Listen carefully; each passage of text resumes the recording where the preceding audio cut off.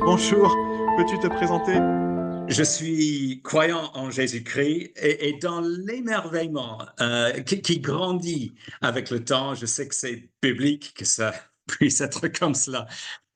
Mais je pense que le monde aurait du mal à comprendre que ça puisse être ainsi. Juste le pardon des péchés en Jésus-Christ, le fait d'être revêtu de la justice du Christ, connaître toute bénédiction spirituelle dans les lieux célestes, savoir qu'on a été choisi dès avant la fondation du monde.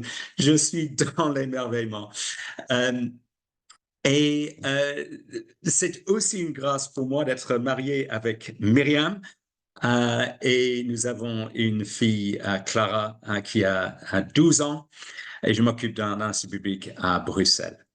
Que nous apprennent les trois premiers livres du psautier sur la relation entre Dieu et son peuple?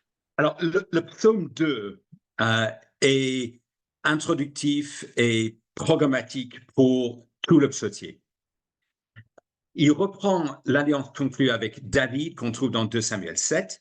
Cette alliance prévoit que le trône de David sera établi définitivement, prévoit la venue de la semence du fils de David.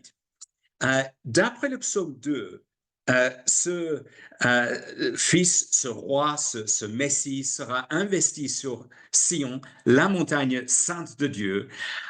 Il sera l'héritier des nations qu'il brisera avec un sceptre de fer.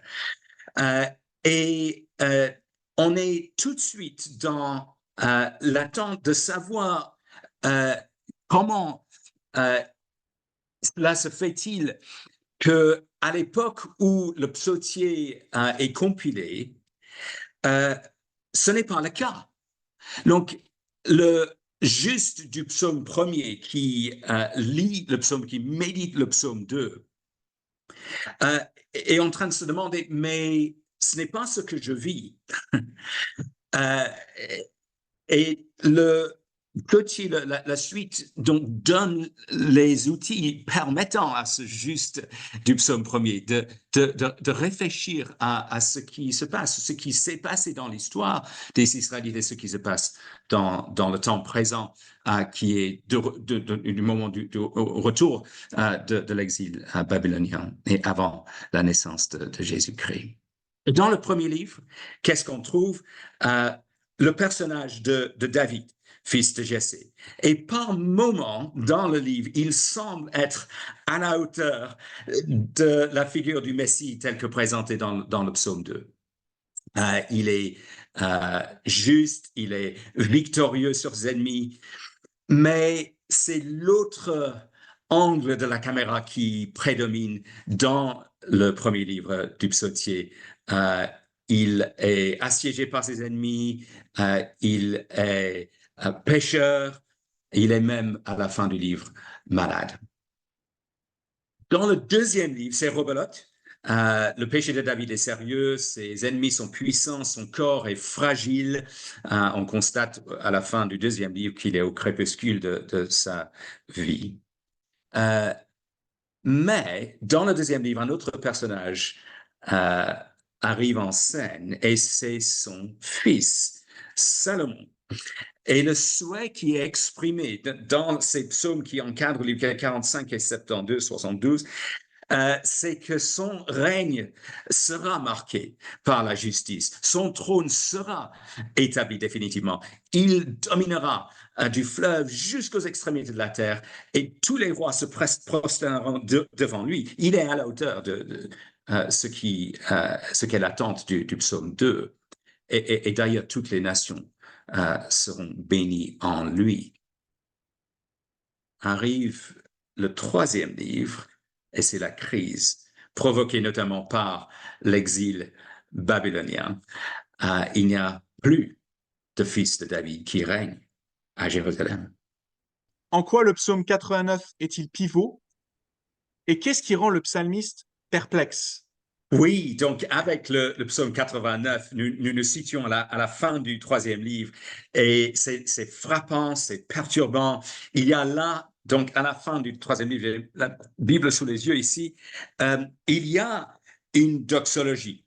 C'est le cas pour les deux livres qui précèdent aussi, mais ce qui est frappant ici, c'est que la doxologie est réduite au strict minimum en quelque sorte, comme pour refléter le caractère sombre du livre. Et immédiatement avant cela, nous trouvons cette expression de perplexité qui est reflétée dans le titre de mon livre.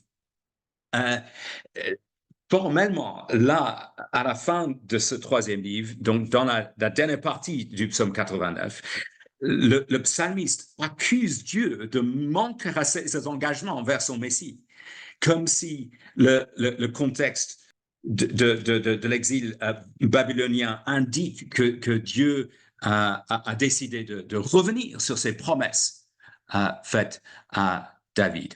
Alors, il y a suffisamment d'éléments dans le contexte du psaume pour qu'on comprenne que dans la réalité, le psalmiste ne croit pas forcément que l'Éternel soit revenu de ses promesses. Mais je vous donne quand même une idée. Verset 39. Pourtant, toi, tu as rejeté, tu as méprisé, tu t'es emporté contre l'homme qui a reçu ton onction. Tu as dédaigné l'alliance de ton serviteur, tu as profané à terre son diadème, et ainsi de suite. Verset 50. Où est ta fidélité, ta chesed d'autrefois, Seigneur, celle que dans ta constance tu as juré à David? Et c'est ce questionnement angoissé qui caractérise non seulement la fin, mais aussi le début et puis différents endroits au sein du troisième livre. À maintes reprises, face à la colère de Dieu, la question pourquoi, la question l'Éternel rejettera-t-il pour toujours sa fidélité, sa chesed, sa fidélité vis-à-vis de ses promesses? Est-ce que elle est épuisée? Et donc, c'est le pivot du livre, dans le sens où le reste du psautier va devoir répondre à cette perplexité. En quoi une nouvelle alliance est-elle nécessaire? Quel rôle jouent les promesses faites à Abraham dans cette dynamique? Ce qui se passe, c'est que c'est le quatrième livre qui explique dès le départ qu'il faudrait recalibrer le problème. Et c'est fascinant parce que le quatrième livre du psautier est une méditation sur le Pentateuque. Et ça pourrait être contre l'intuition, mais on découvre que les réponses à la perplexité se trouvent déjà dans les livres de Moïse. C'est comme si le psaume 90 ou 90 disait, le problème n'est pas fondamentalement l'exil. Le problème, c'est fondamentalement le péché. Le problème de Genèse 3, ou le problème de Exode 32, on trouve aussi dans le psaume 90. C'est le problème du péché. Et quelle va être la solution au problème du péché? On connaît la réponse déjà grâce au Pentateuque. On voit ça, la première expression, dans Genèse 12. Et si je peux tricher, entre guillemets, temporairement, en citant Galates 3.8, c'est l'évangile annoncé par avance. C'est pas l'évangile tout court, mais l'évangile annoncé par avance. Et c'est cette chesed, cette fidélité vis-à-vis de ces promesses-là qui sont mises en évidence dans le quatrième livre, à titre de réponse à la perplexité. Dieu va être fidèle aux promesses faites à Abraham. Il n'a jamais laissé de côté ces promesses faites à Abraham. Il y a cette insistance dans le quatrième livre. Et on peut constater ça même lorsqu'on est en exil. Alors, en quoi est-ce que l'assurance concernant les promesses faites à Abraham constitue une réponse à une perplexité qui relève quand même de l'alliance davidique? Eh bien, déjà dans le psaume 72 ou 72, on constate que c'est dans le fils de David que les promesses faites à Abraham vont trouver leur réalisation. Pourquoi une nouvelle alliance est-elle nécessaire? Parce que tant qu'il y aura l'ancienne alliance, celle du Sinaï, le problème du péché empêchera la réalisation des promesses abrahamique. Comment la nouvelle alliance est-elle anticipée et décrite dans le 5e livre? Oui, donc on a compris que nous avons besoin d'une solution au problème du péché. Et il y a une formule qui jalonne la route du 5e livre. Rendez grâce à l'Éternel, car il est bon, car sa recette, sa fidélité dure à jamais. Moi, j'appelle ça une formule de la nouvelle alliance. J'ai fait la démonstration dans un autre article par rapport à ça.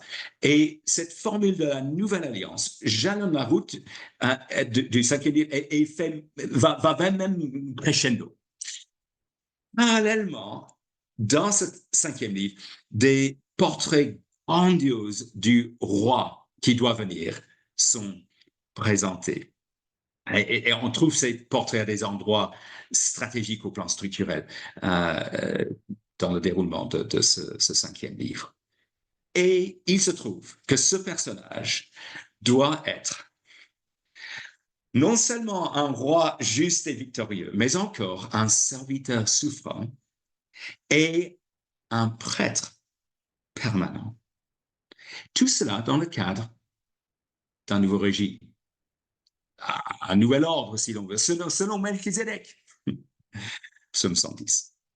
Il s'agit donc, on a bien compris, de notre Seigneur Jésus-Christ qui doit venir à titre d'accomplissement des promesses abrahamiques et davidiques dans le cadre d'une alliance nouvelle. Comment pouvons-nous prier pour toi? Merci beaucoup.